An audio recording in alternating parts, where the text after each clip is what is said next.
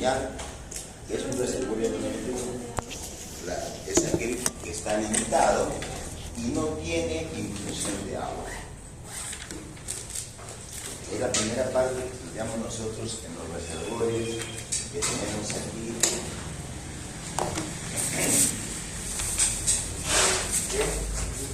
Este tipo de reservorios son los reservorios típicos del noroeste del Perú, tanto de la cuenca Talara como de la cuenca Sechura. ¿Ya?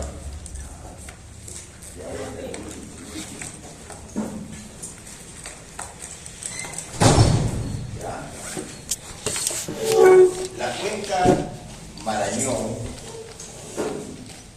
la cuenca Ucayali, la cuenca Marañón, la cuenca Santiago, que están en la selva, son cuencas donde sí son reservorios no limitados. En la selva todos los reservorios, la gran mayoría, son de impulsión por agua, es decir, hay una agua exterior que trata de meterse al reservorio y empujar ese petróleo. En los reservorios de la selva central son acuíferos también, pero de tamaño pequeño, se llaman acuíferos, que vamos a estudiar nosotros, acuíferos limitados. Ya, existe una definición, de acuerdo a lo que plantea Schultz, que si yo tengo este reservorio que tiene un radio RE y acá tengo una acuífera de un radio R del agua, RA, si esta RA entre este RW es mayor de 10, significa que tenemos acuíferas ilimitadas. O sea, esta es la acuífera. La acuífera es un reservorio, pero que caracteriza que está totalmente con 100% de ¿qué? De saturación de agua. ¿Acuíferas ilimitadas o limitadas? Esas son ilimitadas.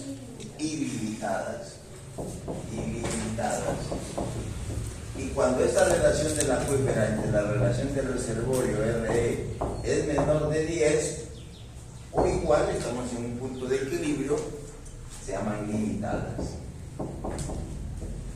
Algunos, cuando estamos igual a 10, lo consideran ya no vas, ya escucha aquí ahora y ya se cerró. Tenemos nosotros que esa acuífera es limitada. Señores, tendrán que aprender a palazos. Yo tengo que levantarme 5 de la mañana, poner el despertador. Si no me despierto, que me caiga una ducha de agua para levantarme y para poder estar puntual aquí entre ustedes. Mi esfuerzo que hago no es productivo, porque ustedes no aprenden.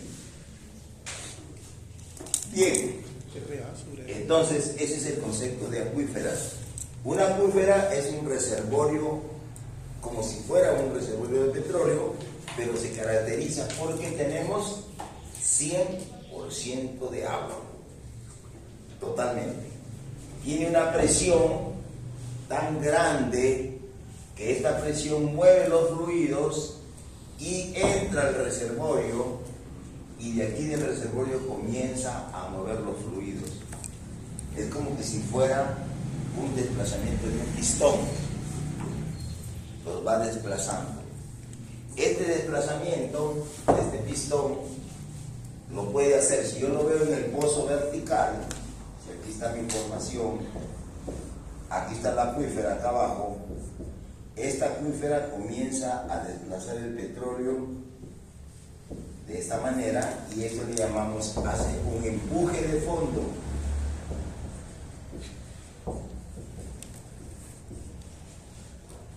O sea, lo empuja para arriba, ¿no? Sí que se desplaza por la otra dirección. Lo va llevando para arriba. Ese es el mejor desplazamiento, el desplazamiento de fondo. Pero también puede el agua inundar y entrar así. y eso le llamamos un empuje lateral. Al pozo está entrando, no de fondo, sino está entrando en forma lateral. Y esa forma lateral es lo que me produce generalmente conificación. Es decir, el agua entra, hay zonas que no son inundadas y se hace formando un cono, que se llama conificación. Conificación de cono. O sea, el agua no entra, no viene en forma frontal. De fondo sí viene así. Ese es empuje de fondo, viene levantando el petróleo. Pero cuando es un empuje lateral, el agua viene hacia los costados y no entra, no viene el agua haciéndolo como un pistón lateral, sino que con el agua, como tiene mayor movilidad, corre más rápido y me va y pasea zonas de petróleo. Y esas zonas de petróleo que no son inundadas por agua, se le llama ese proceso de conificación. Se ha conificado el reservorio. ¿Me entendieron? O sea, cuando yo veo que tengo conificación, y eso todo depende, los fluidos, ¿cuál es la variable principal para el movimiento de los fluidos? ¿Cuál es la característica? Un fluido se mueve porque existe, primero que cosa, un diferencial de presión. Diferencial. Porque puede haber un cero de diferencial, 5000 PSI, acá hay 5000, pero de acá no viene nada. Porque no hay presión diferencial.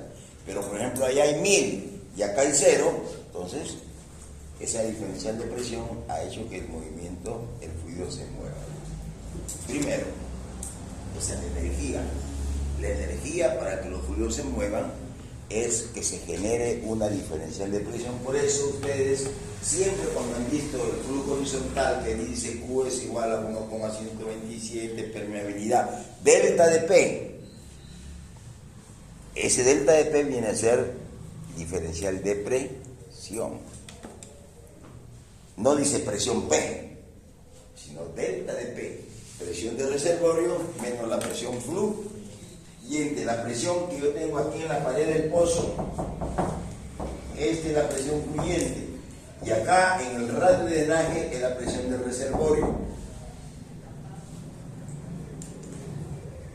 La presión del reservorio y el fluido, debido a esta diferencial de presión que tengo entre el fondo y la pared del pozo, crea un delta de P y hace que se mueva el líquido. Y se puede mover, hemos dicho, en forma horizontal o en forma radial.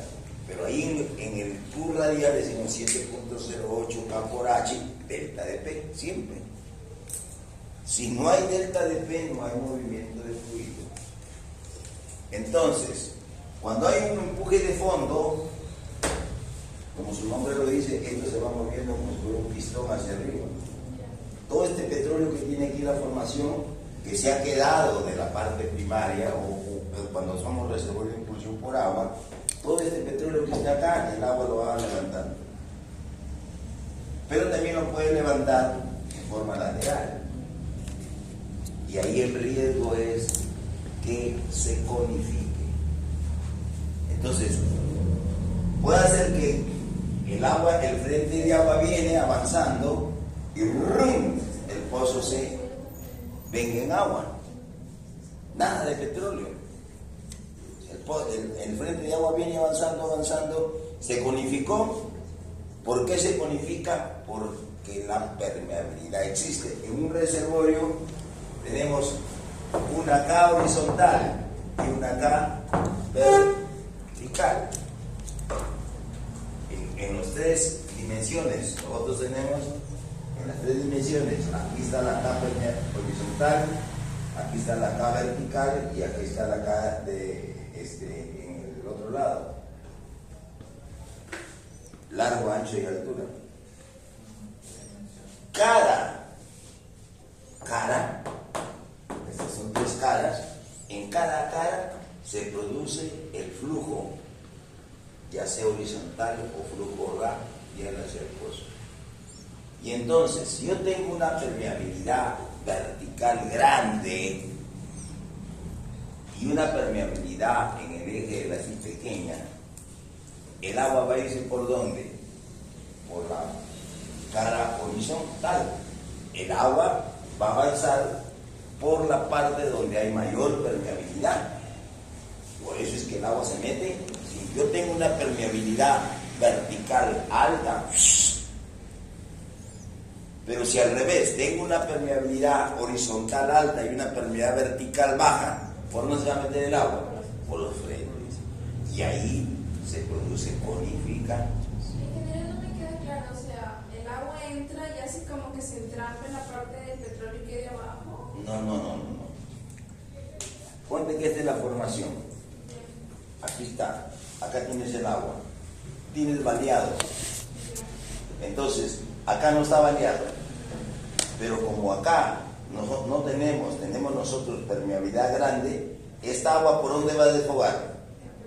Por la parte. Entonces el agua, y esto de acá no entró nada de agua y por lo tanto no lo va a desplazar. En cambio, cuando tenemos empuje de fondo acá, el agua va subiendo y va a demorar, sube para que aclarezca por la parte que yo bañada. Entonces, conificación se conoce el fenómeno en el cual el agua no penetra al reservorio y por lo tanto no desplaza el petróleo. Y por eso decimos que tenemos una conificación lateral. Bien.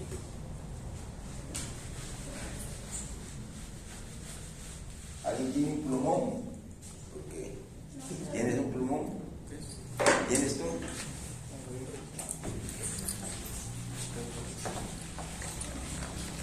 Mejor ahora como que me escuche bien, porque con la boca Vamos con papel, tengo que comprar papel. ¿Tienes el plumón? Para mí no he comprado plumón. El que quedó el ciclo pasado.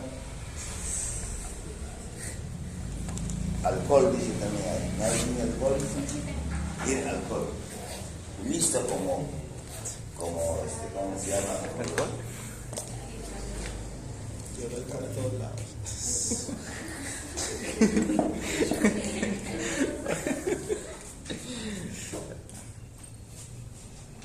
Dicen que están listos como los Boy Scouts siempre.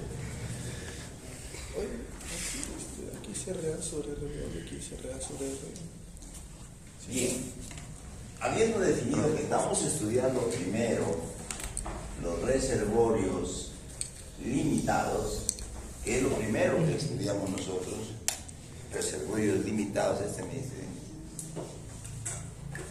ya concentrados en esta primera fase del curso, en la mitad vamos a hablar sobre reservorios limitados. En la segunda parte del curso, después del parcial, ya hablamos reservorios ilimitados.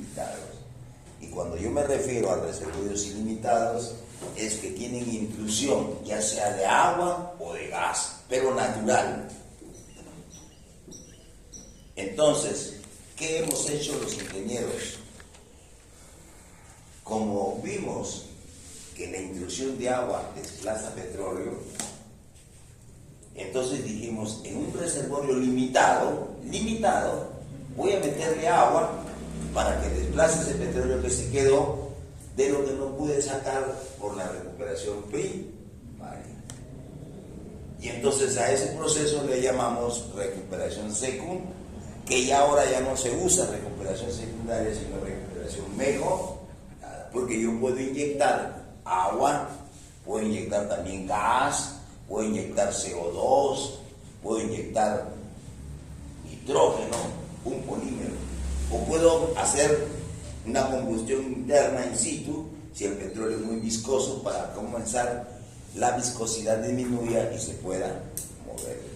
Una pregunta, para la intrusión de agua, ¿es cualquier agua o agua de mar o agua tratada? Uy, estamos graves, no me entiendes. Intrusión de agua es el agua natural de un reservorio. No, cuando usted dice vamos a inyectar agua. Puedo inyectar agua dulce, agua salada, agua semisalada, puedo inyectar gas, nitrógeno, puedo inyectar CO2. Tengo que buscar que el fluido que yo voy a inyectar sea competente con los fluidos del reservorio que yo voy a desplazar. Y acá comúnmente hablaba de Agua salada, la agua de mar, cantidad, porque y por ejemplo Colombia que no tiene mar, Colombia que no tiene mar esa Colombia ha desarrollado más su recuperación mejorada por inyección de nitrógeno. Y Venezuela sí tiene del agua del agua.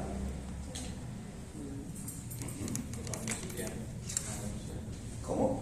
Preguntas, por favor. No hablen, no se queden así. Ya he dicho que de cualquier burrada que hablen salen grandes genialidades. Tiene mal, paradigmático. No, pero por donde está su refinería no tiene toma. ¿Qué tiene que ver la refinería con el reservorio? Pero coherente, piensa antes de hablar. La refinería no tiene que poder estar en el reservorio, pero no necesariamente. ¿Y dónde se ponen las refinerías? Pregunta por los 50.000 reales. ¿Dónde van a estar? Yo ubico una refinería, ¿dónde? Cerca del mar. Cerca al mar, porque va a traer para que tengan, a través del mar vengan los buques, traigan el petróleo, en el peor de los casos, si no lo traigo por un oleoducto. Y proceso los productos y tengo que botarlos, venderlos. Entonces es más fácil que los embarque con barcos ahí y los lleve por un mar. Entonces una refinería tiene que estar, aquel loco que puso la refinería en la sierra,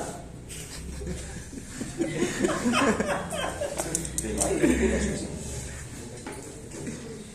¿Entiendes? Entonces, esos son los criterios que debemos usar nosotros. No, si nosotros partimos, si fueran nosotros, o sea, la primera premisa que uno dice, para que un país se desarrolle, ¿qué necesita? ¿Qué necesita para que un país se desarrolle? Primero, que tenga recursos. Tengo recursos. Nosotros, Perú, pesca, agricultura, petróleo, minas. Nadie tiene tanta riqueza como tiene Perú. Este es el paraíso terrenal.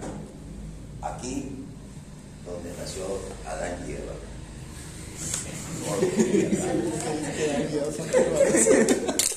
Ahora, para que el país se industrialice, ¿qué quiere decir industrializar? A ver, ¿quién me dice el concepto? ¿Qué quiere decir para que el país se industrialice?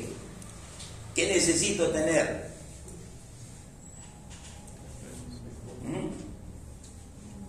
Lo básico, porque hay tres cosas que se necesitan. Pero ¿cuál es lo básico? Dinero, no, dinero se hace. Tú vendes y tienes plata. Empresa. Empresa. ¿Qué? Empresa. No, empresa, no, la empresa tú la haces. No, no de obra especializada. Ya están los recursos, ya tengo aquí, por ejemplo, nosotros tenemos mangos, cualquier cantidad de mangos. Pero para industrializar esos mangos, ¿qué necesito hacer? ¿Qué necesito? Ya, pero gente, pues, tengo que tener energía, si no, ¿cómo transformo ese mango? En una conserva, en jugo, ¿cómo lo hago? Si no tenemos energía, entonces nunca vamos a ser un país industrializado. Bueno, Perú tuvo la suerte desde 1900 de tener petróleo y entonces usamos las energías, vinieron la gasolina, entonces por eso vinieron los tractorcitos, los carritos y se comenzó.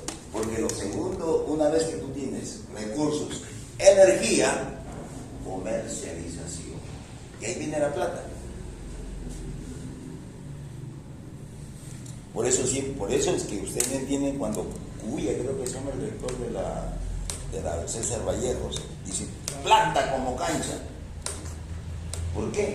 Porque lo que me interesa es poner la universidad, los alumnos van y pagan, no importa que paguen a los profesores para que aprendan los cursos, se gradúan de ingenieros, pero él recibe plata, plata como cancha, dice.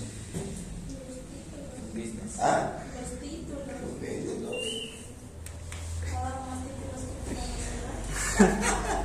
Pero por eso él dice plata como cancha, y no lo analicen. ¿Por qué? Porque la plata se hace, no necesitas tenerla.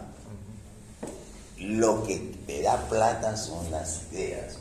Si tú piensas que te vas a casar con un millonario, ¿qué ideas tienes que tener para convencer al millonario? Y vas a ser rica. Con ideas. Le invito y le llevo una tranca. Cuidado que se amanezca. ¿Ah? Ideas, señores, ideas. En la vida hay tres cosas que me han permitido hacer dinero. La primera, ideas. La segunda, ser proactivo, pensar siempre en lo grande, no en lo pequeño. Es decir, yo no digo pensar, sino soñar, porque a ver, tengo que soñar. Quiero soñar, me acuerdo pensando que me voy a ir a la China. ¿Cómo será la China? ¿Qué cosa debo hacer ahí? O me veo como un millonario paseándome en mi yate, con 10 mujeres a mi costado.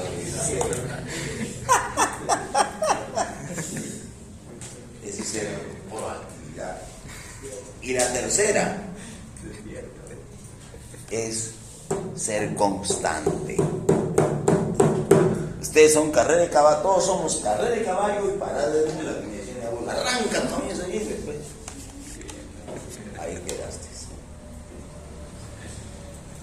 Comienzan las clases, voy a estudiar. A mitad de ciclo, la juergan.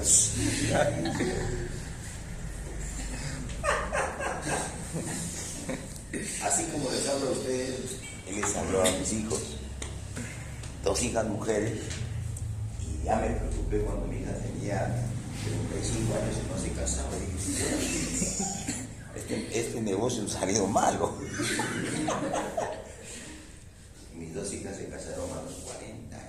Porque decían, no te tienes que casar, primero tienes que ser una profesional, tener tu casa, tu carro, todo. Porque el marido te tienes que mantenerlo, no. Tú tienes que trabajar. Y cuando ya, y yo siempre así, desde los 14 años, iban a la fiesta, lleves tu preservativo. Porque no hay que tener hijos hasta cuando tú quieras tener el hijo. Y de 14, 15 años así he hablado. Muy franco, a mi hijo. Una vez lo encontré en la casa, porque con una, ahí en Camán.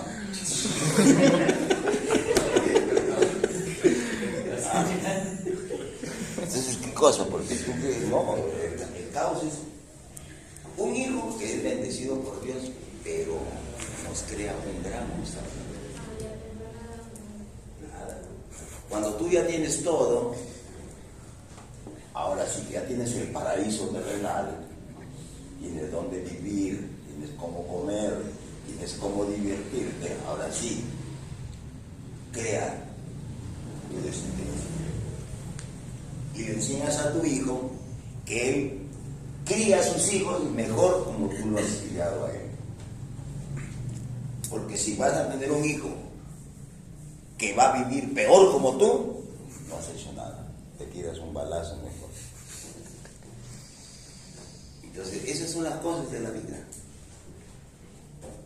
Yo eso lo aprendí gracias a mi abuelo, que ni siquiera tenía primer año de primaria, nada. Pero hacía sus cuentas con piedritas. Y era negociante. Y ya cuando yo ya tenía ya 3º o 4º año, me llevaba para que haga las cuentas. Y yo me equivocaba, y él con las piedras me corregía. ¿Te das cuenta cómo era? Porque tener primaria pues completa era raro en mi niñez, como dice Nico Méndez.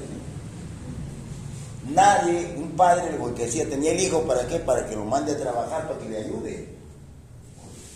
No como ustedes ahora que duermen hasta las 11 de la mañana, le llevan su cafecito a la cama. Nada. Antes, y mi abuelo me llevaba, me decía, mira, para comer tiene que trabajar, tú tienes la dicha.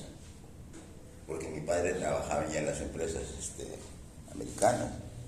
Tú tienes la dicha de que tu padre trabaja y da que comer. Pero él me enseñó cómo hay que trabajar. Bueno, señores, hay cierta parte de la vida que tenemos que hacerla mejor. Bueno, nosotros hemos dicho que ya hablando de reservorios limitados, tenemos la presión, que es la energía del reservorio.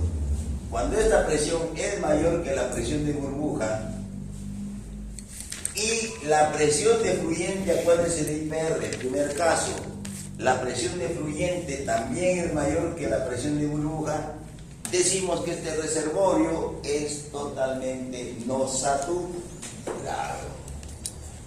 Y por lo tanto, este reservorio va a producir gas.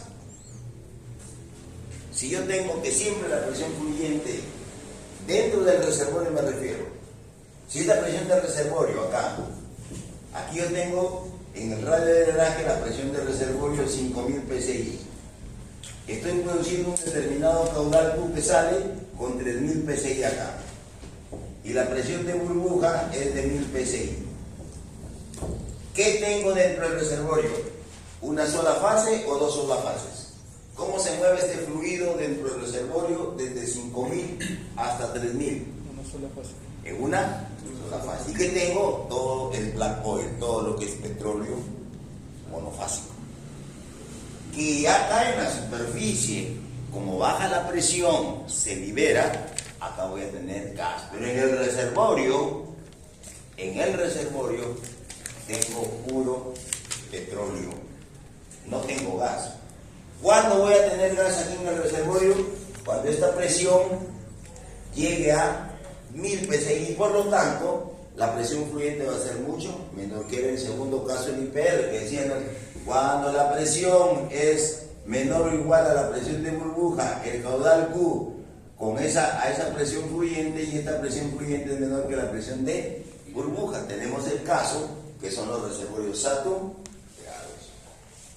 Y ahí teníamos un tercer caso de la IPR que decíamos que cuando la presión es igual a la presión de burbuja, aplicamos el modelo de Vogel, que decía Vogel, Q es igual a una prueba de producción 1 menos 0.2 presión fluyente sobre la presión del reservorio, 0.8 presión fluyente sobre presión al cuadrado.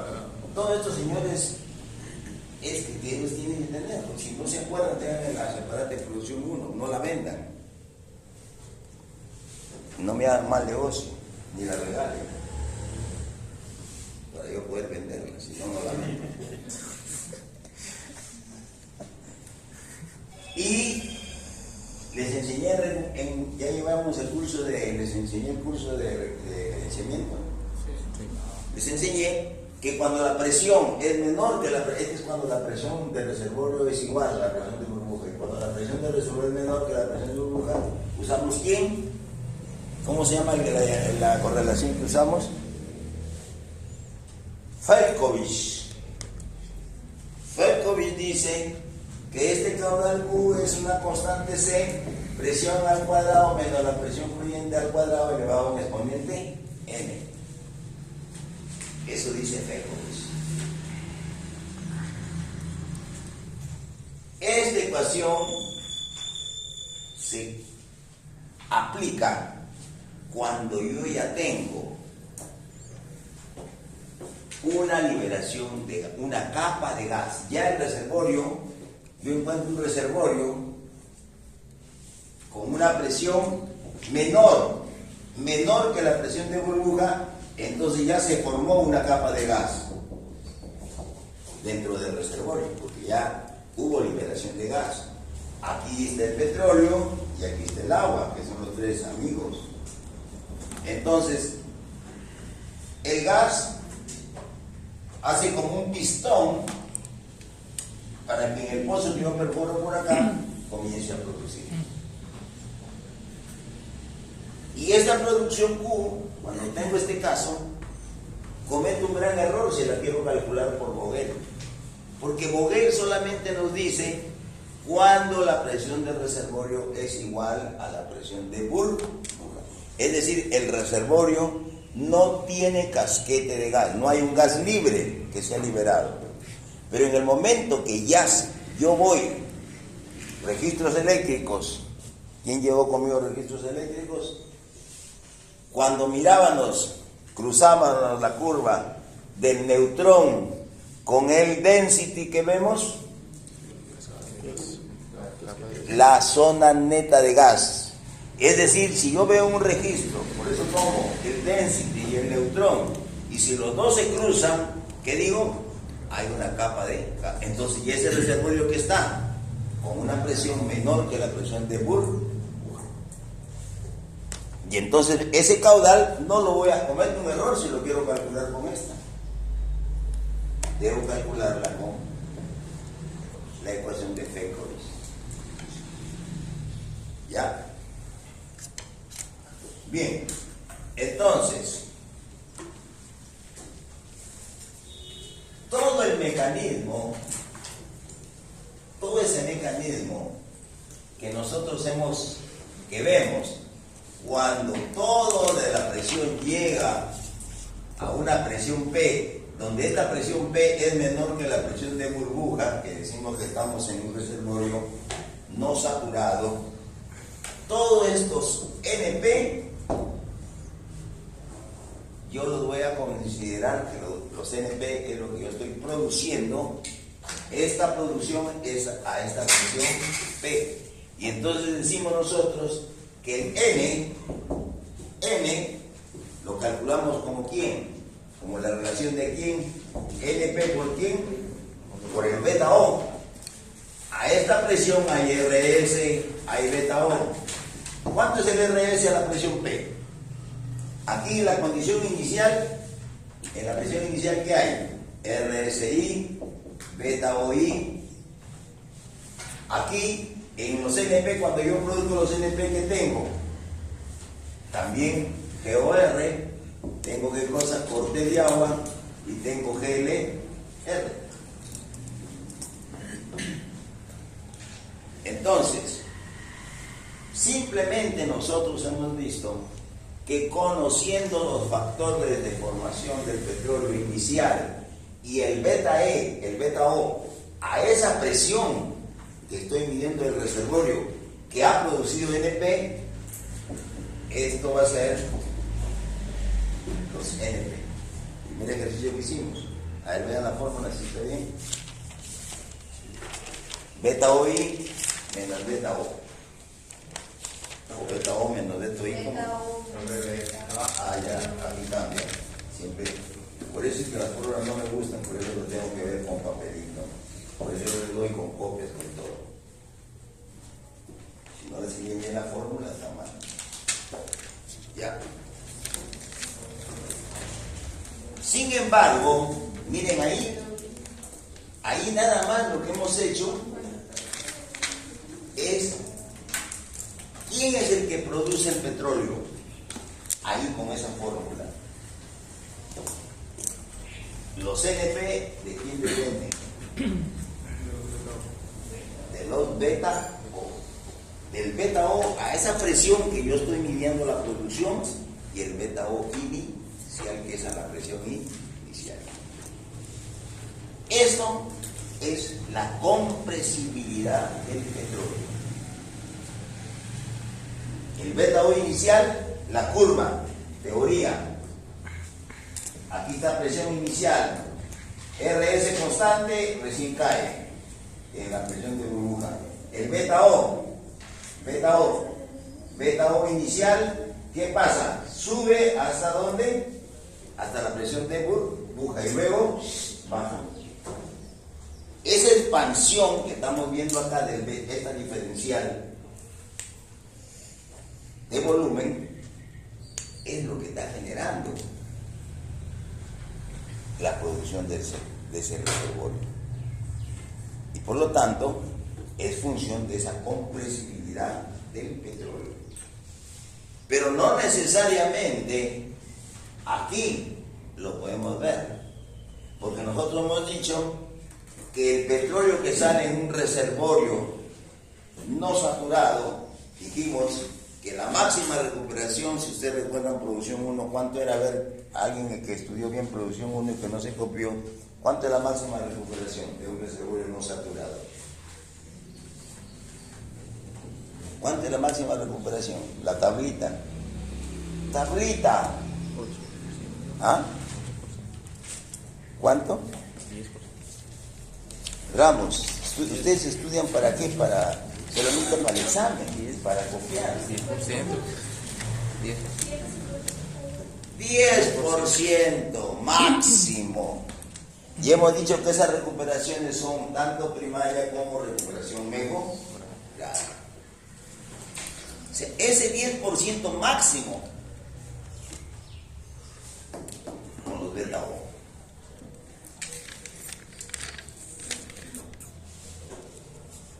Sin embargo,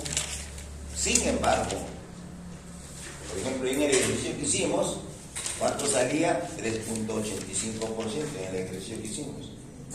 ¿De acuerdo? 3.85. No llegamos al 10%. Entonces, en este reservorio no saturado, que juega un papel importante, los beta O, y dicho de otra manera, la compresibilidad del petróleo, y decimos, el CO, ustedes han estudiado que es igual a 1 sobre B por el delta de B entre el delta de P.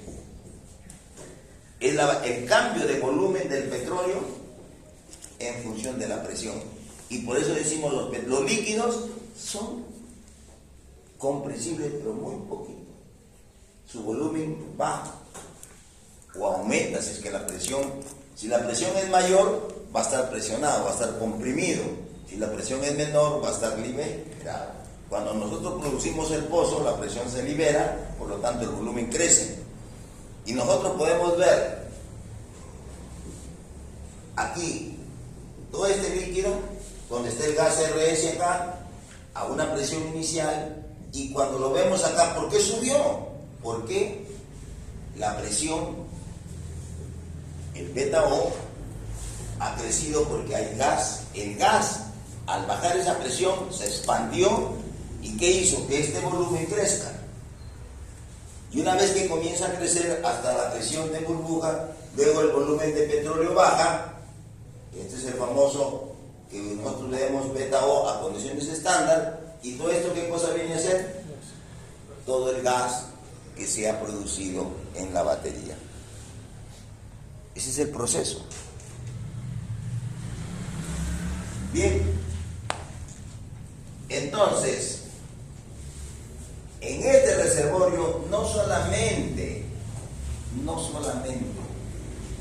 se debe a la compresibilidad del petróleo, sino también a la compresibilidad del agua intersticial, y a la compresibilidad de la formación. O sea que yo puedo calcular los N solamente con los beta O, pero si me dan compresibilidades de la formación y compresibilidad del agua, aplicamos otra fórmula. Y dice la otra fórmula, dice así, que el N en general de un reservorio no saturado, ese N es igual, vamos, porque las fórmulas, primero tenemos que aprender, ya hemos dicho la definición, compresibilidad del petróleo es igual a, ¿quién hemos dicho? Al beta O menos el beta I entre el beta I. Vamos a ver para que escriban bien la fórmula. No lo tengo.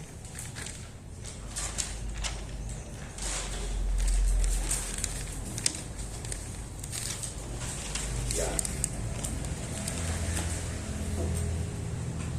¿Eso es otra compresibilidad? Esta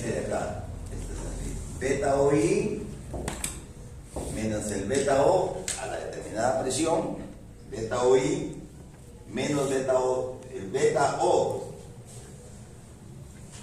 a la presión, este es beta O, beta OI dividido entre el beta OI. Así se define el factor de compresibilidad del petróleo. O sea, es lo mismo esto. Esto, si conozco volúmenes, puedo aplicar esta fórmula. Si conozco beta O, aplico esta fórmula.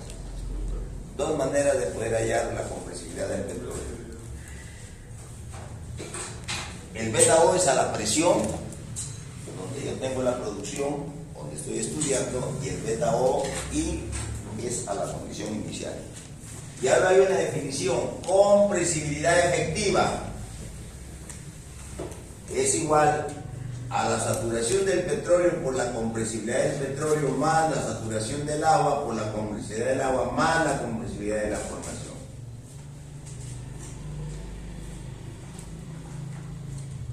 Todo esto dividido entre SO.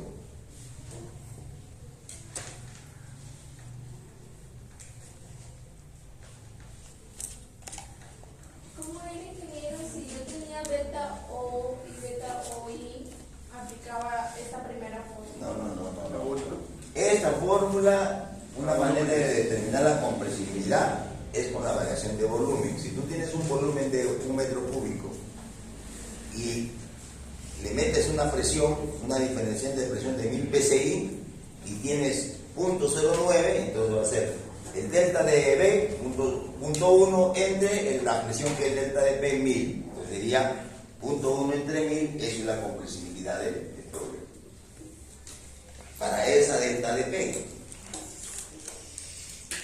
Pero si tú te dan un beta O inicial, un beta O, este beta O inicial aquí está a la presión inicial del reservorio, el beta O a la presión, divides los delta de B entre el beta OI, también eso te da compresibilidad del petróleo. Dos maneras de hallarlos. Una en el laboratorio, podemos hallar en el laboratorio, conozco el volumen, le mando la presión, mido la diferencia de volumen y ya está la compresibilidad. Y la otra es, en el PVT, calculo cuál es el beta O. O sea, por ejemplo, quiero decir, aquí, en este beta O, ¿cuál será la compresibilidad que ha habido? El beta OI menos el beta O dividido entre el beta O. Si yo estoy acá, por ejemplo, aquí sería este beta O, ¿cómo sería? Beta OI, la compresibilidad de este petróleo aquí, beta OI menos el beta O entre el beta O I. ¿Qué duda tiene? La fórmula de abajo, esta la CE es de la compresibilidad del petróleo. ya, y la También esta es compresibilidad del petróleo, pero es de la compresibilidad efectiva. La compresibilidad efectiva, porque allí actúan, hemos dicho, tres fluidos, el petróleo y el agua, y más la misma formación, porque la formación está comprimida. Ahora que baja la presión, se va a expandir. ¿Y por qué se expande? Porque tiene una compresibilidad. Entonces, en general, los N son iguales, en N son iguales, en general, a los NP por el beta O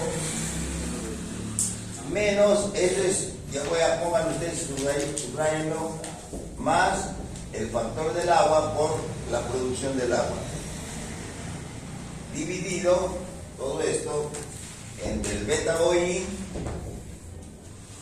por la compresibilidad efectiva por el delta de P.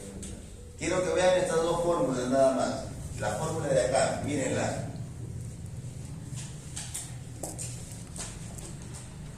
Porque las fórmulas hay que saberlas diferenciar. ¿Qué observamos en la primera fórmula?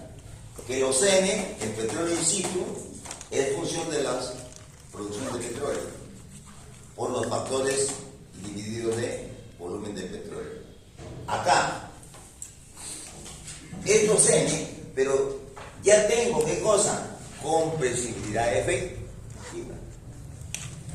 Está el mismo delta de P, el beta OI, y aquí está la intrusión de agua, porque si el reservorio sigue siendo ahora ilimitado, este es ilimitado, si es ilimitado, ¿qué cosa está entrando?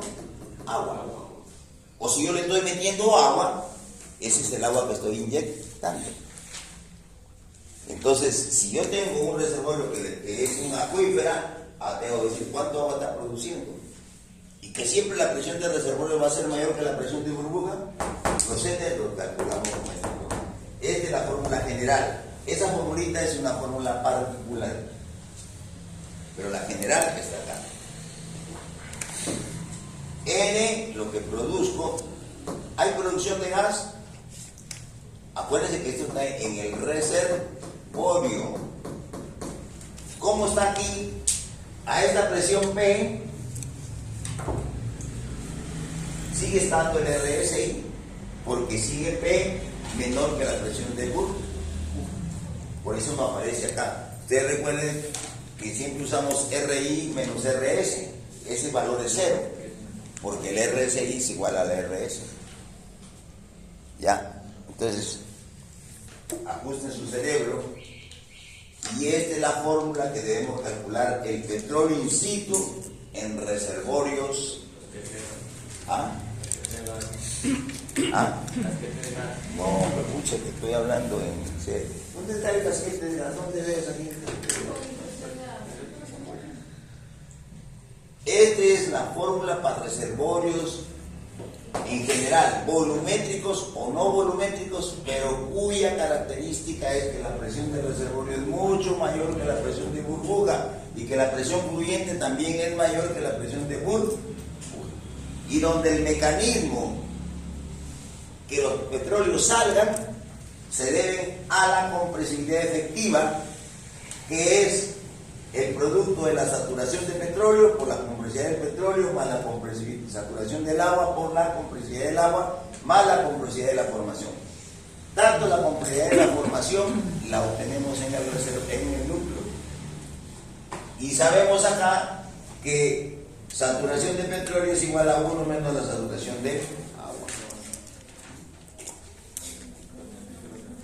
Todavía no está claro, lo he confundido. Hablen, porque sí. Ya, esa era la fórmula general para reservorios volumétricos. Este es en general para volumétricos o no volumétricos. ¿Por qué? Porque aquí está intrusión. Si yo veo intrusión de agua, entonces me pregunto, ¿será volumétrico? Si tiene intrusión de agua, ¿es volumétrico? No tiene. El volumétrico No tiene, pues. Entonces, si tiene si me dan datos de intrusión de agua, entonces digo, este reservorio no es volumétrico. Pero sus NP los calculo, los N, los calculo de esa manera.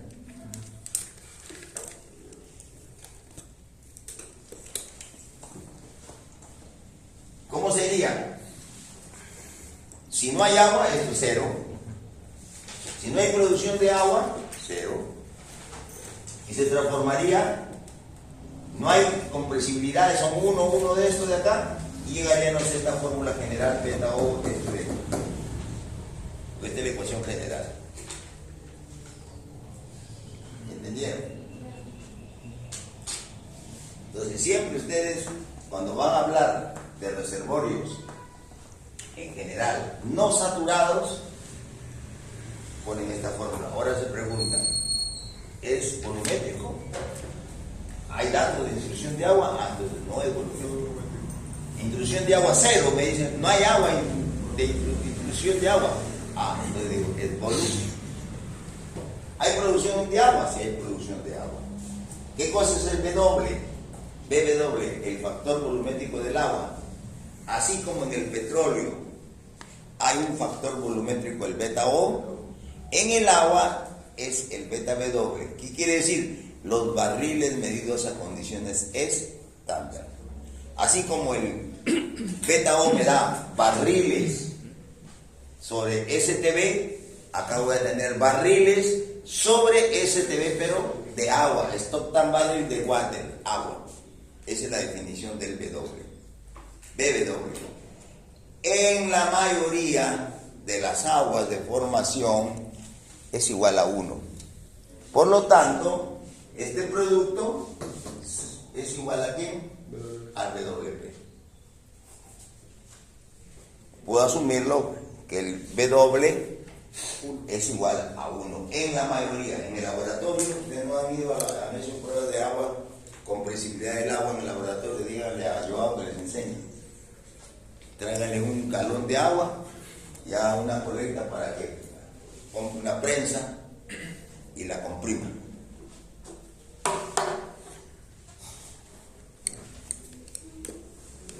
¿Ya?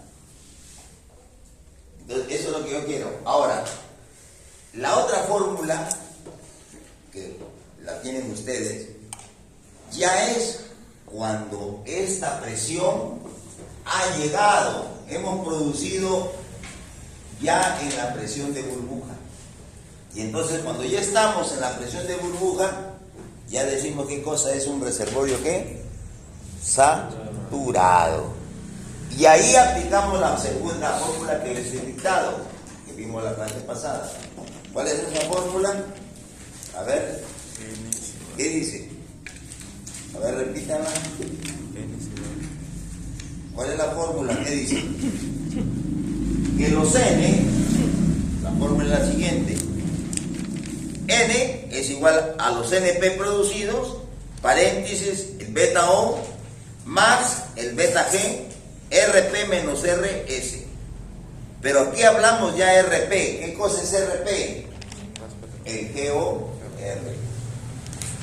¿Por qué? Porque ya como el reservorio ya tiene gas, escucha tú que después estás mal.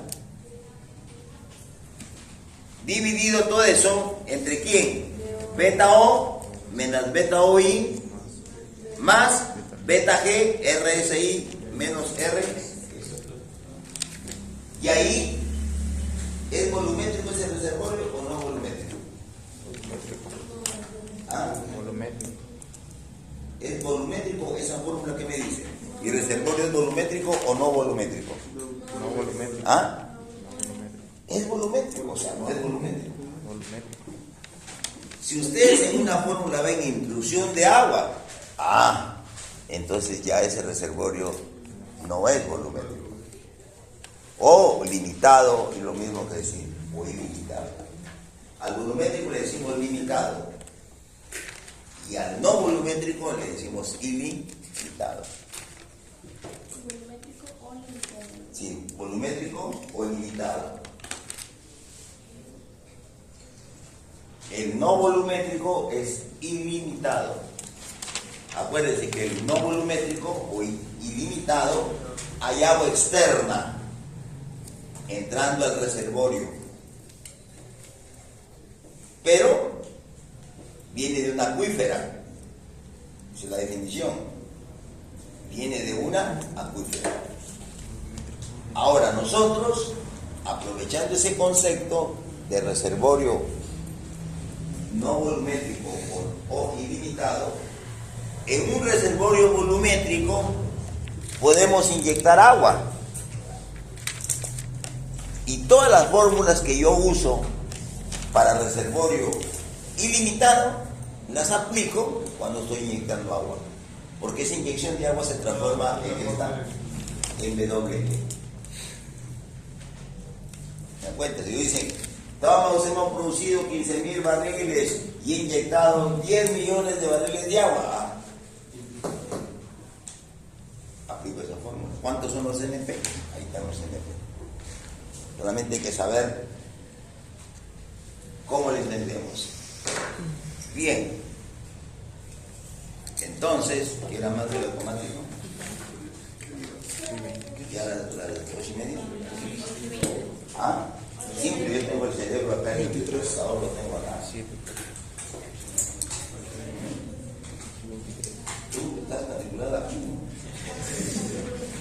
Yo no te vi la primera, voy a pasar listo.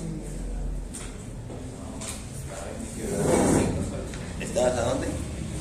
¿A dónde, Pampalumbe? Partachaco. Hay Pampalumbe, Partachaco, ¿qué más? Santo Domingo también hay, ¿eh? Santo Domingo. Factor volumétrico del agua, el agua producida. Ya, siempre ustedes dicen LP son los barriles producidos y todo a condiciones estándar. Los GP son el volumen de gas producido a condiciones estándar. ¿En qué están en unidades? SCF. QB Standard Feed.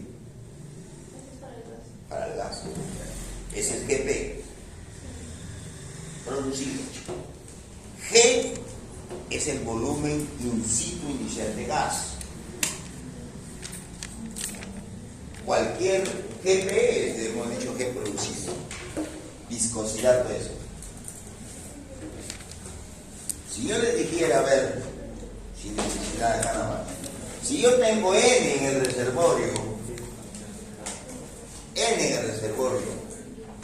y este tiene, porque no hay petróleo en el reservorio que no tenga RCI. Si un pozo no tiene gas en solución, si un petróleo no tiene gas en solución, el RCI va a ser igual a 0. Y entonces no va a poder expandirse. Tenemos que sacarlo de frente con bomba, porque no tiene energía. Bien. Entonces, ¿cuál sería el GI? El gas inicial para un N que tiene un RCI. ¿Cuál sería el volumen de gas? El gas inicial, ¿a qué sería igual? Al N multiplicado por ¿quién? Por el RS. Porque el RSI es los SCF de gas disueltos por cada STB. Y si yo tengo N STB en el reservorio, este sería mi gas total que tiene mi reservorio. Si es que este reservorio baja la presión a la presión de burbuja, quiere decir que se libere lo máximo de gas que se va a liberar es este valor. Y hay que entender el concepto del GOR. Cuando hablo de GOR o de GDR, hablo en superficie, no en reservorio. Y que CRAC a este le llama RP. ¿Qué es el GRR? El volumen que yo mido en la batería de producción a condiciones estándar entre el volumen de petróleo a condiciones estándar, pero medido en la batería. ¿Ya? Y el GLR, ¿qué es? El volumen de gas medido en la batería dividido entre el volumen de gas líquido, que es petróleo más agua, pero no a condiciones estándar. Este está a condiciones estándar, el GOR, este no. El líquido no está a condiciones estándar. ¿Se dan cuenta? Esa es la diferencia.